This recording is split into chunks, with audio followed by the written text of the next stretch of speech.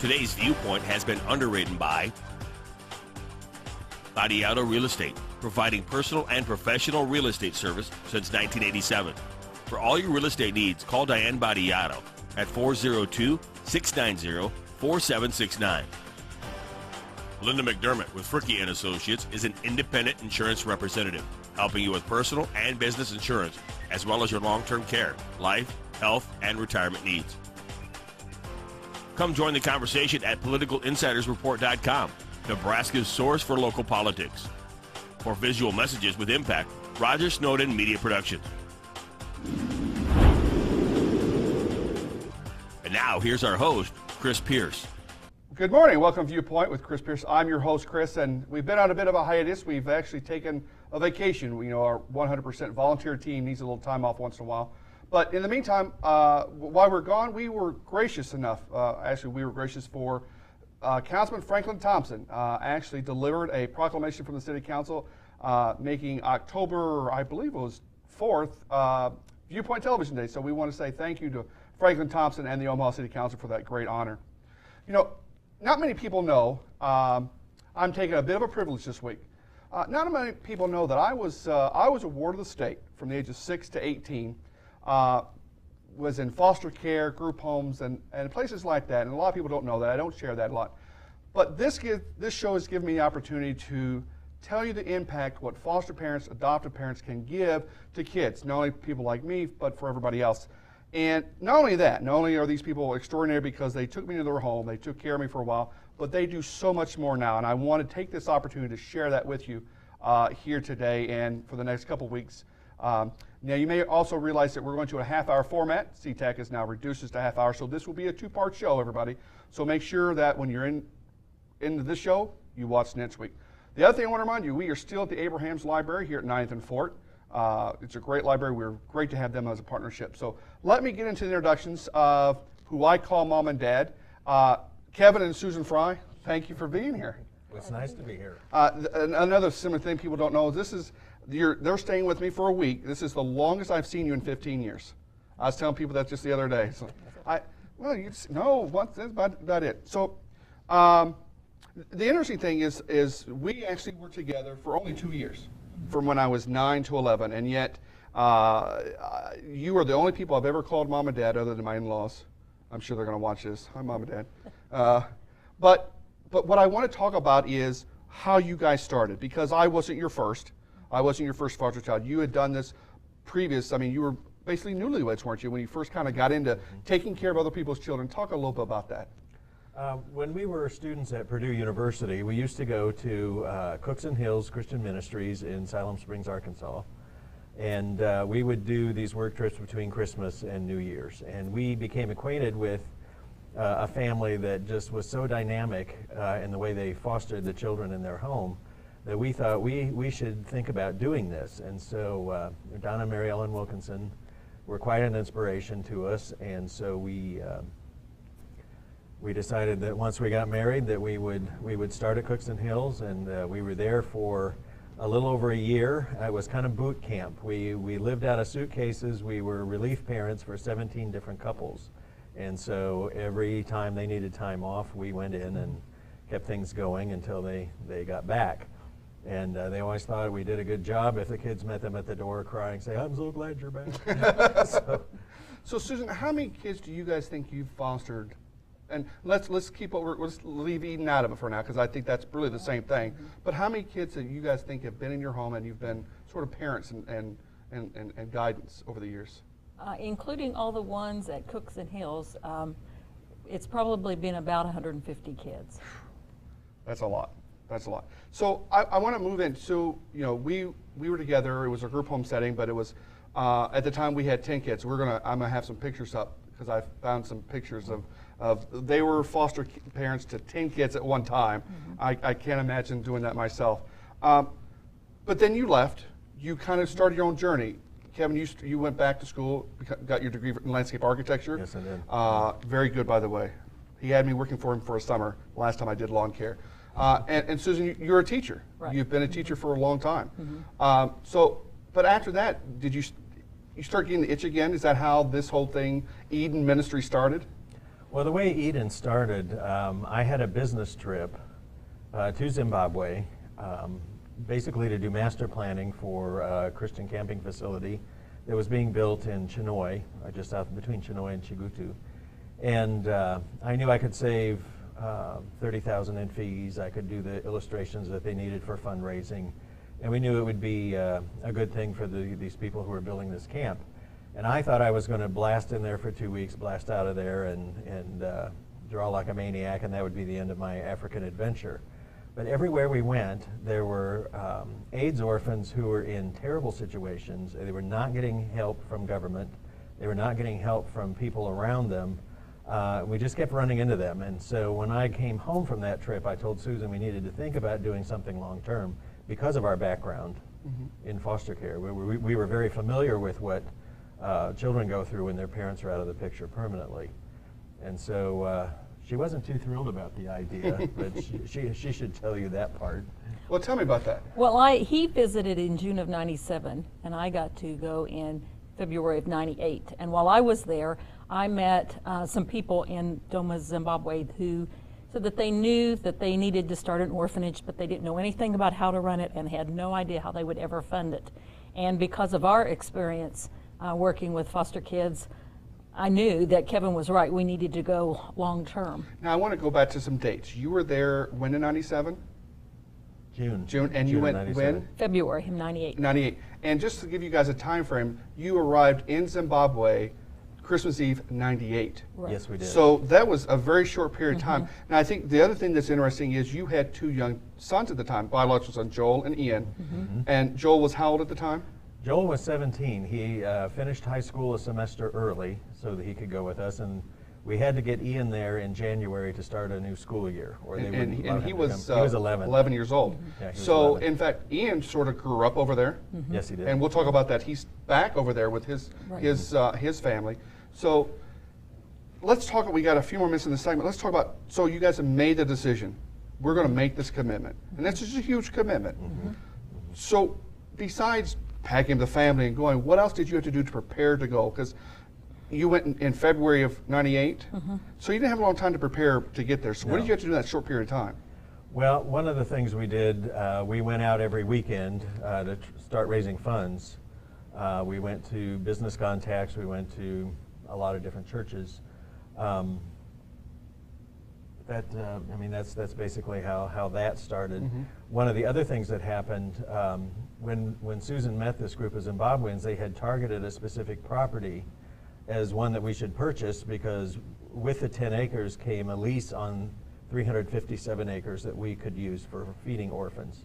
Well, in July, we got a phone call that the bank was foreclosing on the Steenkamps, and we had a week to purchase the property. And so So you had a were week able to do raise enough money to purchase it. $85,000 cash.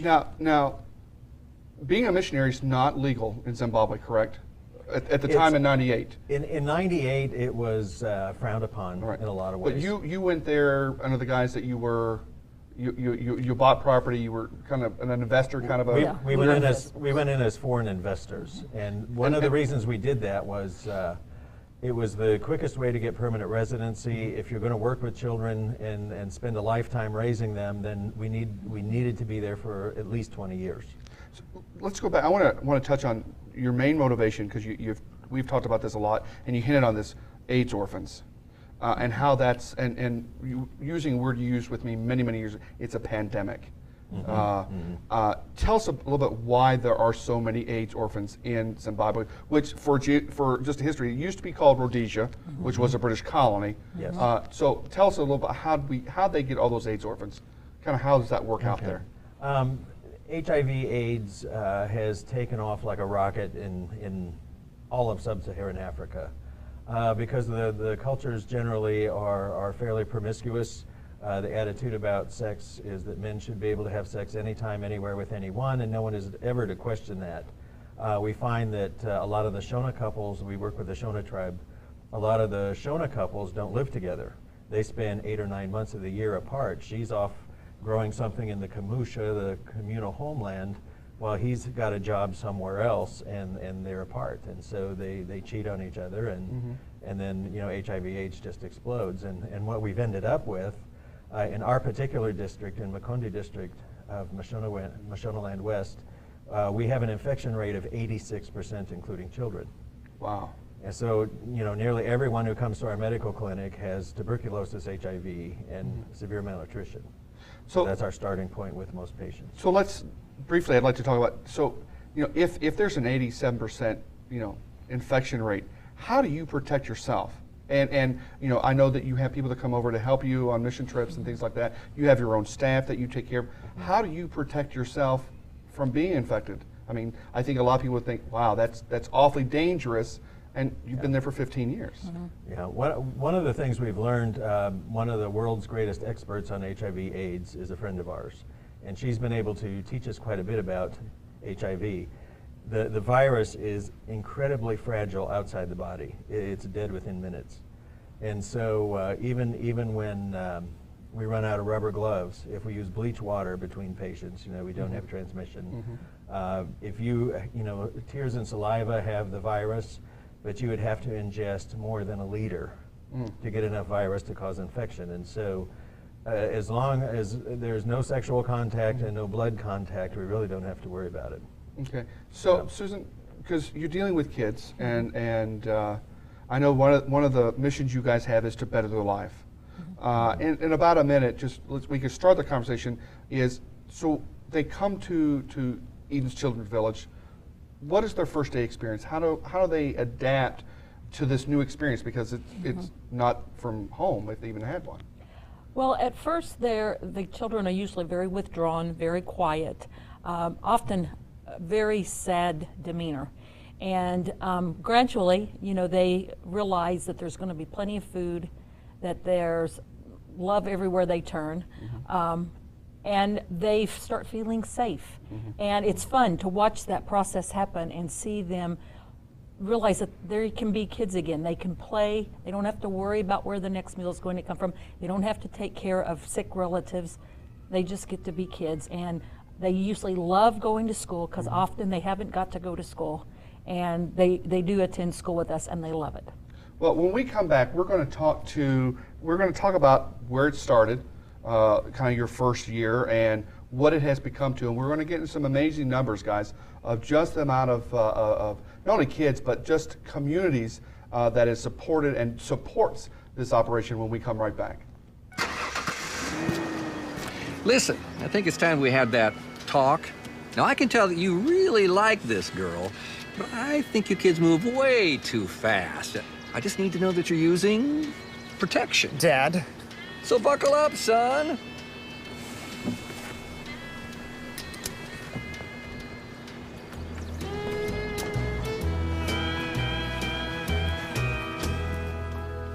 And no sex!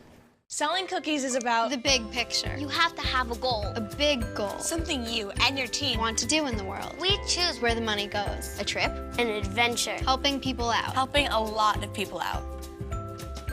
and about the money. We are responsible for it. Handling it, managing it, Tracking it. doing great things with it. This is business. Girl business The biggest girl-run business. in the world. Did you think this was just about cookies? No, look at me, Mom. Oh, Susan Fry, I had a chocolate milkshake for breakfast. Welcome back to Viewpoint.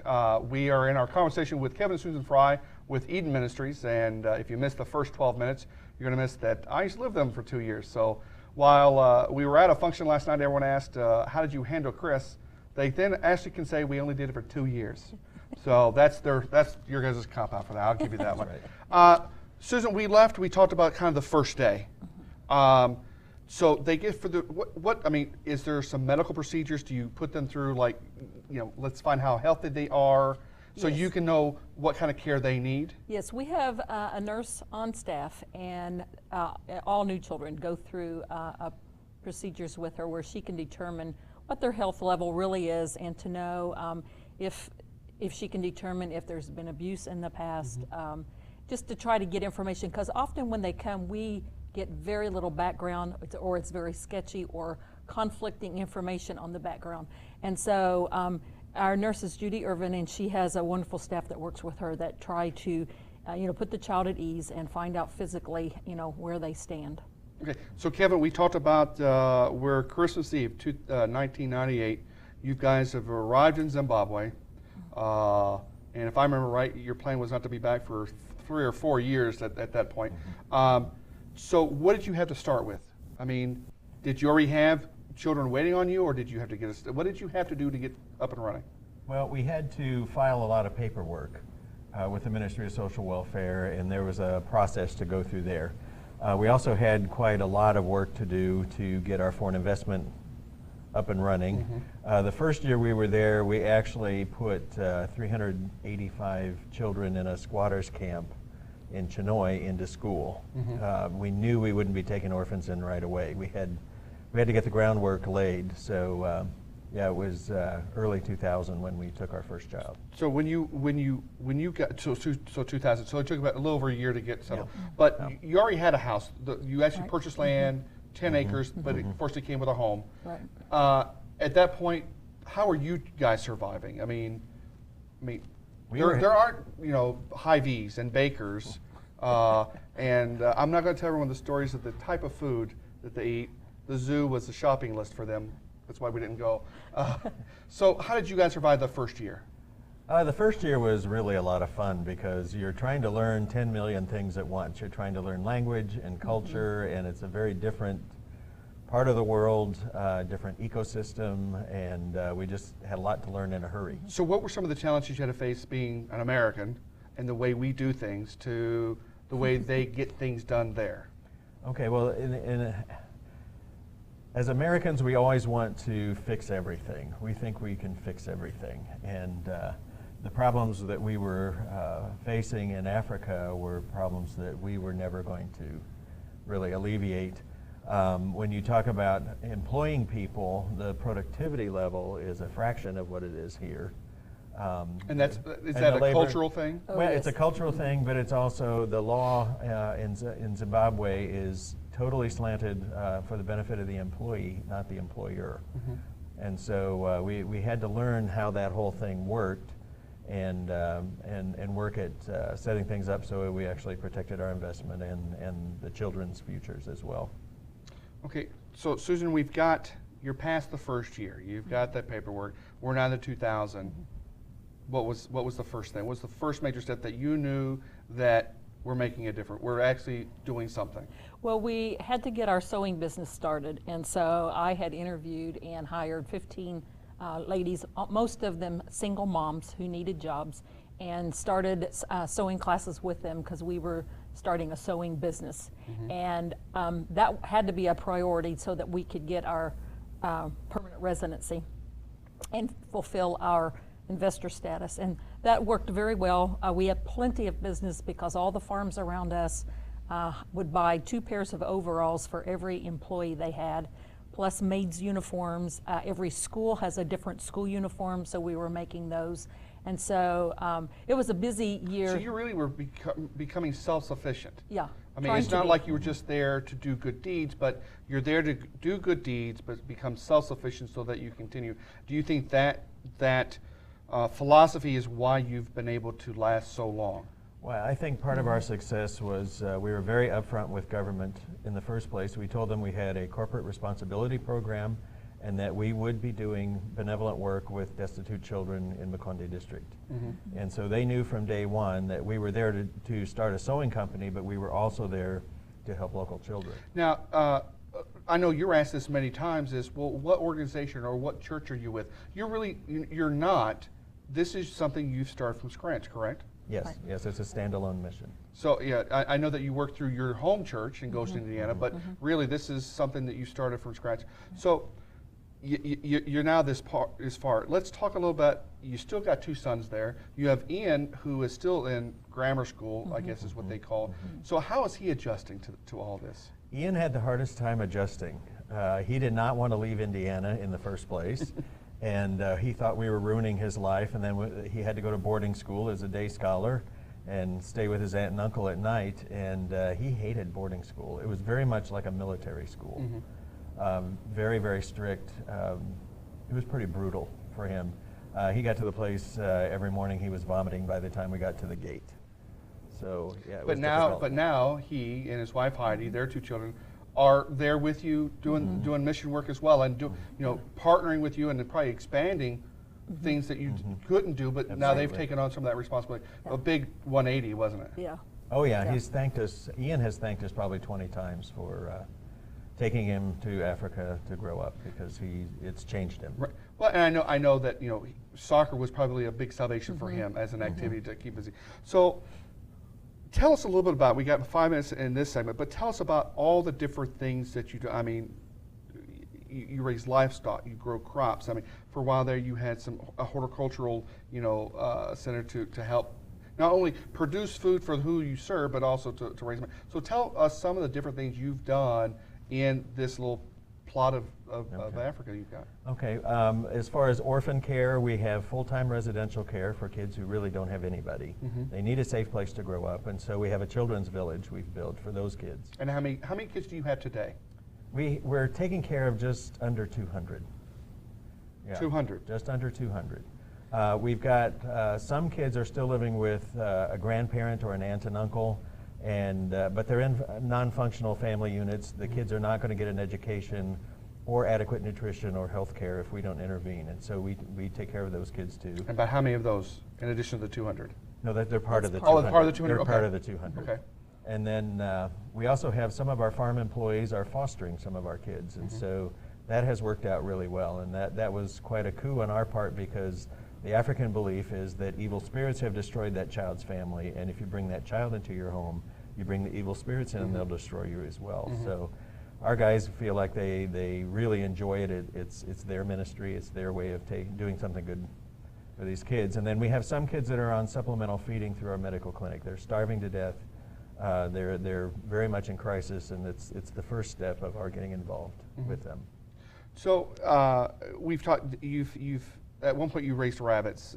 You've got what you called roasters, big fat chickens. Broilers. Broilers. That's right. Broilers. Well, we roast here, you Africans. So you're going through this. Talk about how, because eventually you actually became residents of Zimbabwe. How did that happen? What was that kind of process? That kind of process was not completely easy. We had to jump through a lot of hoops, but we were monitored by the Investment Center, Immigration, the President's Office, and Central Intelligence for 4.5 years.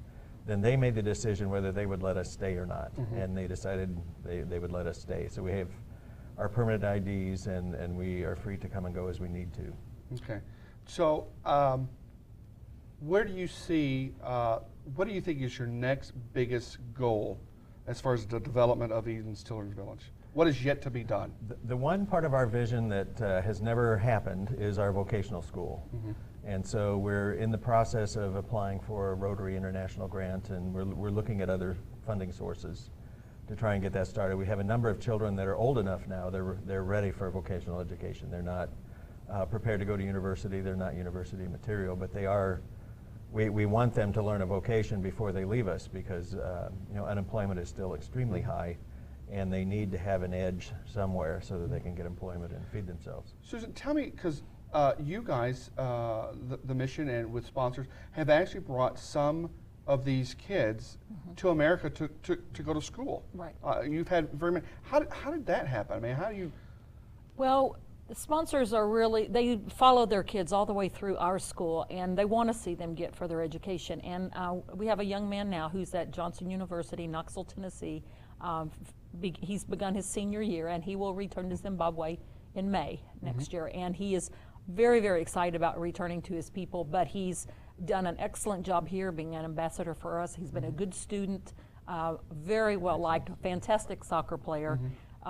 It's just been fun to watch him, because he was one of Ian's friends when we got there, and Ian taught him English, and anyway taught Ian Shona, and it's just been a wonderful, wonderful thing to watch him grow up. Has Major League Soccer contacted him at all? Not yet. Okay, yet, well, not who yet. knows? It may be a financing way to finance the future. Well, the really amazing thing with Anyway Mupasewa is he was 11 years old and really hadn't been to school. So he did his entire education by the time he was 22 and got high SAT scores. And for one of our kids to compete with first world kids who've had every advantage throughout life, and they're learning in their second language, for them to beat them out for the scholarships is impressive to me. Yeah. And he's done very well. So when we come back, I want you guys to help us understand the environment. I mean, we talked about all the great work you do, but it's not been easy, as we've sort of mentioned so far. But as many people know, the president of Zimbabwe has been Robert Mugabe, who's probably been one of the worst people in the African continent. But I want to talk about that, and I want to talk about some close calls you've had, because I think it's important for people to understand just the environment and what you guys have had to do the last 15 years to keep this going. So we'll talk about that, and we'll talk about some other things when we come back. 50 years! The Boys and Girls Club of the Midlands have been helping kids like me. Like me. Like us. For just $30 a year, I can get A healthy meal. homework help, Exercise. a safe place to stay after school, everything. At one of our 8 clubs. My name is Janelle. And I am the Boys and Girls Club. The Boys and Girls Club. We are the Boys and Girls Club! Like us on Facebook at BGC Midlands. Cox will donate $1 to the Boys and Girls Club.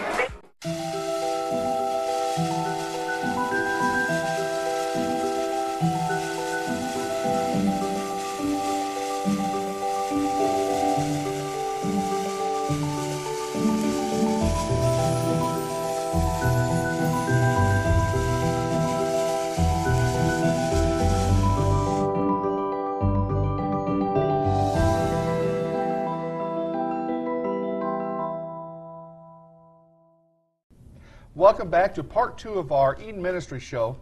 If you missed this last week, make sure to visit our YouTube channel or our website for our podcast. We're talking to 2 very important people in my life, Kevin and Susan Fry, who were my foster parents from the age of 9 to 11, and since then I've called no one else mom or dad, and it's been really difficult not to say that during a show. It's really weird saying Kevin and Susan, it truly is. Last week we talked about their motivation on their Eden Ministry, helping children in Zimbabwe, Africa, with an emphasis on AIDS orphans.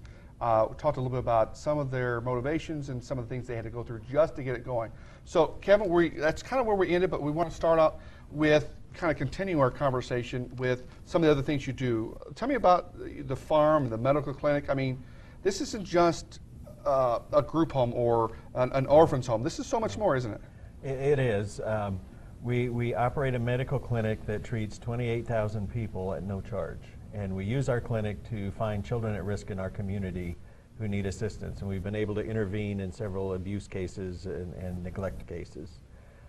In addition to that, we have a private school, Eden Christian Academy. We found early on that the local government schools were not prepared to give our kids the remediation that they needed. What happens often, the older children actually take care of their parents while they're dying from AIDS, and they come to us with a 2 to 5 year gap in their education, and so we need to address that and help them catch up. And so we use Accelerated Christian Education homeschool curriculum, which is a high quality mastery based education system, but it allows them to start where they left off and then go forward. And then the farm is also a huge part of what we do. We're in our 13th year of food shortages in Zimbabwe. We have to grow what we need to eat. And by the time we feed our orphans, our staff, and their families, we're feeding 800 people every day. And so food security is just a massive issue. So you said something very interesting. It's not only the children, but actually you give support to those families.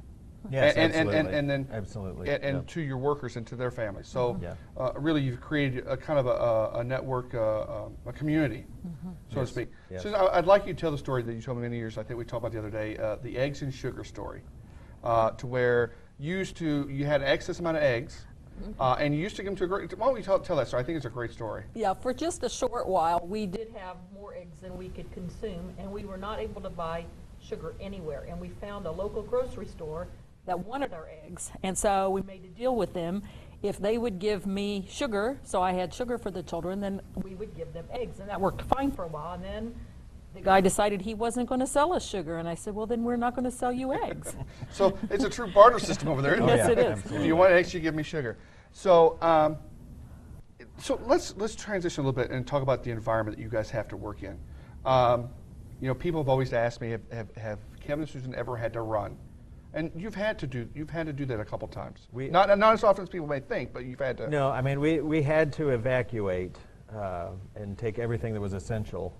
on 4 or 5 different occasions where we just had to take computers and photographs and things that were irreplaceable and get them out of our area. Now, where did you go? We ended up going to Harare and staying in an apartment. Yeah. So you've never had to leave the country? No. Okay.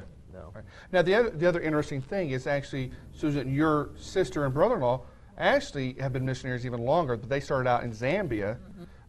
Has having that family network there kind of been a blessing? It is. It's wonderful, although we don't get to see nearly enough of each other because they are so busy. Right. Their work is very different from ours, but still very time-consuming. And so we actually don't see as much of them as we would like to. But they have also been in harm's way. They actually had people who invaded their home in May, and it was horrible. They were attacked with machetes. Yeah. And that's unfortunately just a reality, isn't it? Yeah. Now, when tell us about, but actually because of the networks, because of the community that you guys have been able to create, you actually have been protected from a lot of stuff, isn't that right? Oh yeah. Yeah. Tell us how that I mean. Well, our staff are very protective, and they're glad we're there. They want to do well. They want us to do well, and so they are very protective. But we still have had incidents where our water system was poisoned at one point. We were held at gunpoint for 6 hours one night while by someone who was supposed to be our next senator. And we've been in harm's way on a number of occasions. I've had 2 occasions where the war veterans were in my face screaming, saying, "We're going to take that land away from you." And I was telling them, "It's your land. It's state land that we farm to feed orphans. Do you want to feed those kids? Do you want me to feed those kids?" "Oh, you feed those kids." "Well, I need the land." "Okay, we'll leave you alone." So yeah, we've had plenty of stress. So in the few minutes we've got left, because we're going to show a video that you guys have put together, but tell us a little bit about dealing with the Mugabe administration and just that atmosphere, and how do you deal with that? And does it really affect what you do, and if it does, how? Well, we've been quite fortunate that it has not been the impediment it could have been. One of the things that helps us, we're 65 miles out in the bush. We're so remote, it's difficult for a lot of government people to get to us to give us trouble. But by and large, the regime has been fairly favorable to what we're doing. There was some hostility in the early years, but we have more favor with this government now than we've ever had. But I mean, we've lived through a full economic collapse in 2008. We saw hyperinflation that's the highest in human history. We ended up with bread was $10 trillion a loaf. That's just pocket change, $10 trillion. Well, and unfortunately, if successful business people had several $1 million stashed away, their millions would not buy a crouton. Wow. We watched everyone's savings just evaporate within 8 months' time. So there's been times, I'd like you to share, sir, there's been times where you haven't been able to pay, because like you said, by law you have to pay your employees by cash. But there is the lack of printed money many times. So how do you work that out? Well, when we first shifted from the Zim dollar to the US dollar as our currency in February 2009, there was not enough cash in the system. They needed 89 million in currency. They had 2.9 million. And so we would go to the bank, and the president would meet us at the door and say, "We don't have cash in the bank today. I don't think we're going to have any this week." And so we had to come up with some other way to compensate our employees. And so what we did, we gave them diesel fuel and soybeans that they could trade and sell. And the Shona people do very well with that kind of thing. They were completely happy with that. But we used to joke that our soybeans had floor burns because we would pay them in soybeans, and then they would give them back to us to buy laundry soap or whatever, and then we give them back to them again, and by the time we were done, they were shiny like marbles. They were polished. Soybean became currency. Oh yeah, absolutely, absolutely. So we've got a minute left. How much longer do you think you can keep this up? And don't ask for my opinion. No. Well, we plan to do this as long as we're able. And we really feel like our time at Eden is why we were born. And so it's a life mission. We plan to hang on to that as long as our health allows. And the interesting thing I think is important for everyone to know, while they actually come back, they have churches. How many churches? About 200 churches. 200 churches across the country and in Canada that support them. And they come back about, 3 or 4 months a year so that they can actually do and do reports. I think that's something sometimes is lacking with some missions is that there's not that personal touch to those that support them. So we're going to come back and we're actually going to show a video that Kevin and Susan have done that kind of gives an overview of what they do, their philosophy of Eden's Children's Village and the Eden Ministries. And we're going to have information available for you if you'd like to get more information about their mission, about what they do. But we'll be right back. My son, the Cub Scout, helped raise money to make camping safer. My son, the Cub Scout, stood up to the school bully. My son, the Cub Scout, volunteers at the homeless shelter. My sons, the Boy Scouts, helped clean up after the devastating flood. My son, the Eagle Scout, helped save a man's life. My sons, the Eagle Scouts, are defending our nation. My son, the Eagle Scout, became a doctor, civil engineer, police chief, wonderful husband and father, state senator. Join Scouting2012.org. As I mentioned, we're going to do a quick video about Eden Ministry, but I'm going to let Kevin kind of give a quick overview of what you should expect. Kevin? Okay, this video clip will show you our vision for children, our ministry goals, but it will also show you the orphanage, it'll show you the farm, the medical clinic, the private school, and how you might want to be involved in what we do for children.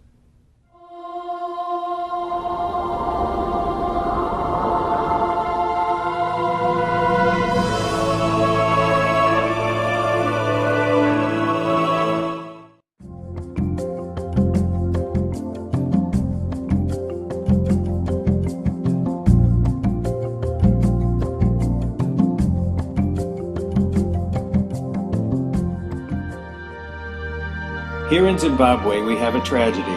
Nearly 2 million children have been made orphans due to HIV and AIDS. They face a bleak future that's filled with deep poverty, hunger, disease, and a lack of education.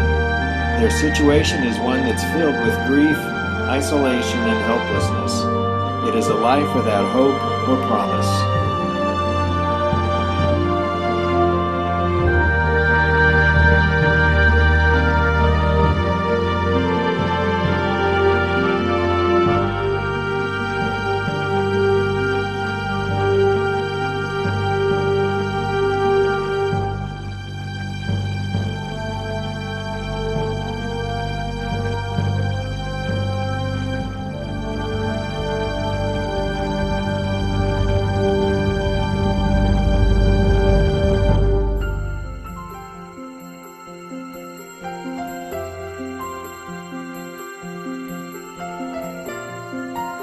When a child comes to Eden Children's Village, we try and ask the question, what does this child need to be successful as an adult? We need to look at our children as whole individuals, just as God has created them. We want our children to be successful in every area of life. So we've created several ministries to make sure that they get everything that they need.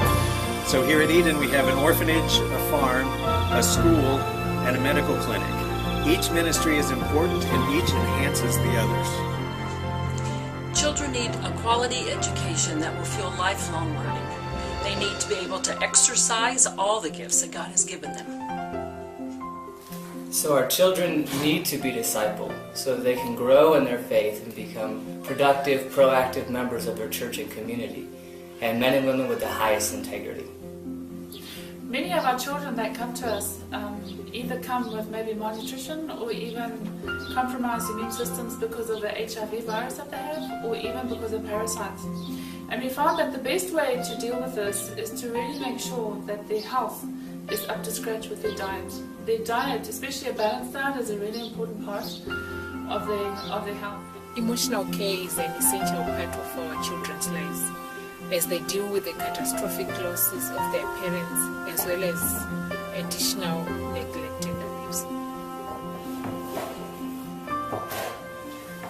Orphans need help in coping with loss and rejection. Yeah, it's really important for our kids and our students to learn the value of hard work, as you don't really achieve without the hard work, and we're hoping that they can be good, solid citizens when they leave Eden. We want our children to be bilingual. They need to be fluent in both Shona and English. This will create more job opportunities for them.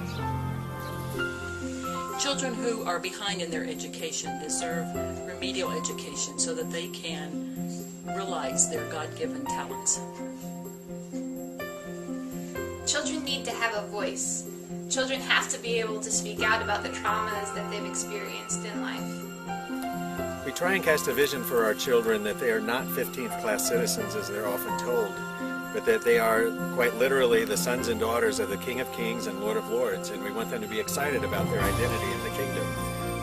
Orphans need good physical care, a safe home environment, and good nutrition.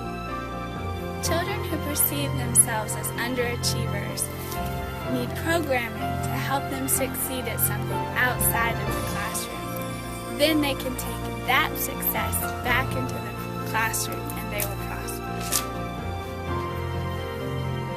Children with learning problems need opportunities to learn that is meaningful to them. We want our children to understand that because they're not being raised by their biological families, they're being raised by God's people in a safe place where they can grow up, that they have a special destiny in the kingdom, and we want them to try and discover what that destiny is. Orphans need to know Jesus as their Savior, God as their loving Father, and the Holy Spirit as their Comforter. Orphans need to know that they have a special place in God's heart. He loves and cares for the most vulnerable children on earth. Orphans need mentors. They have to have someone that can show them how to live well. Without parents to do that, it becomes our responsibility to show them what living the abundant life in Jesus Christ means and how to live in that love. We function as a family here. Everyone has a sense of belonging.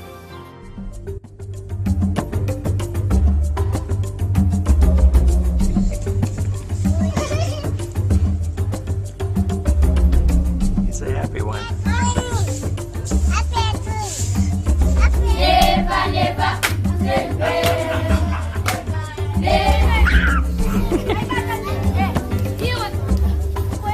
Show me how you were playing. Show me how you... There you go.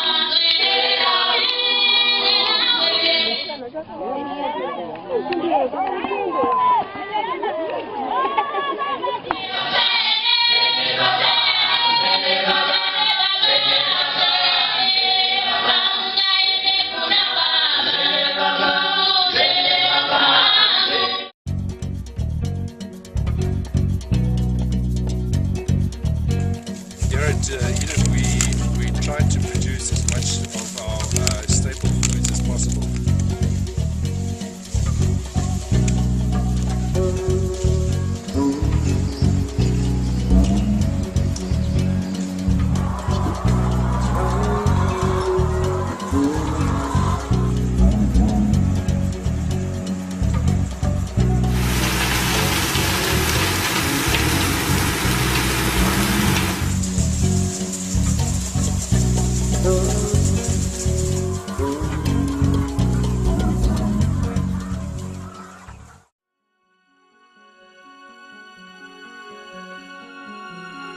So far at the Eden Clinic, we've managed to treat 23,000 people.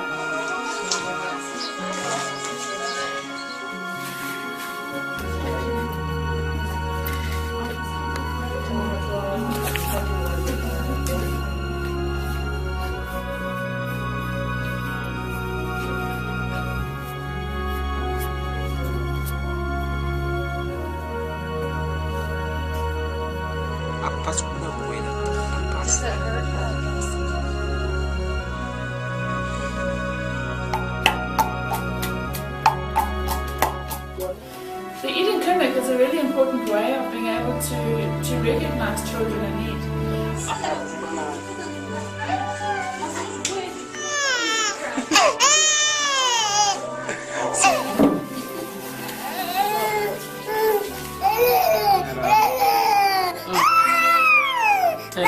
We know that herbal medicine is really a cost-effective way of being able to treat people.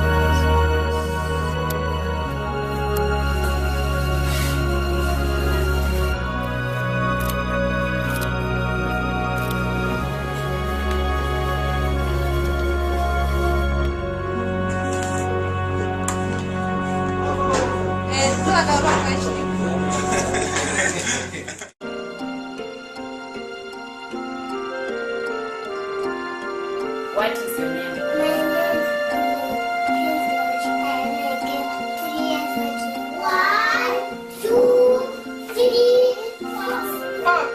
Fox Street?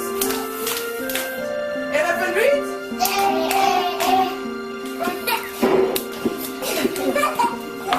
Little one? 1, 2.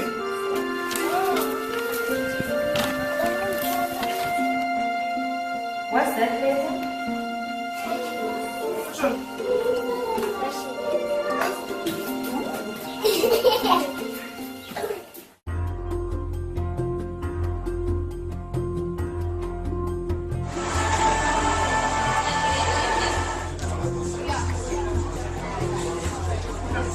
Put up a chair between the two of you and play your game.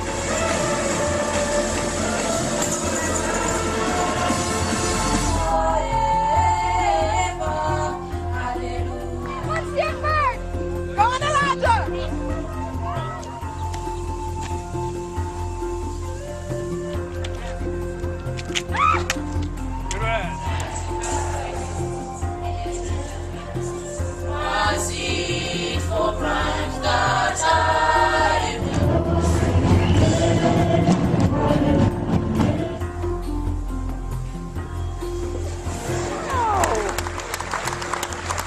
Folks, can you hear me?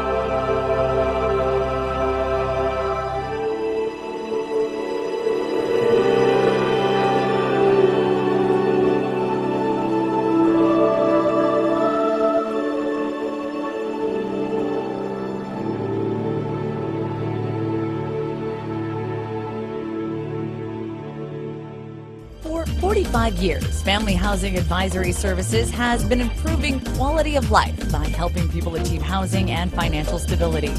FAS prevents homelessness, educates homeowners, provides foreclosure prevention options, develops financially wise consumers, offers affordable mortgage lending options, eliminates housing discrimination, and reduces poverty. Programs and services include homebuyer education, tenant services, financial management, tax assistance, homeowner finance, and fair housing. For more information, call 402-934-7921.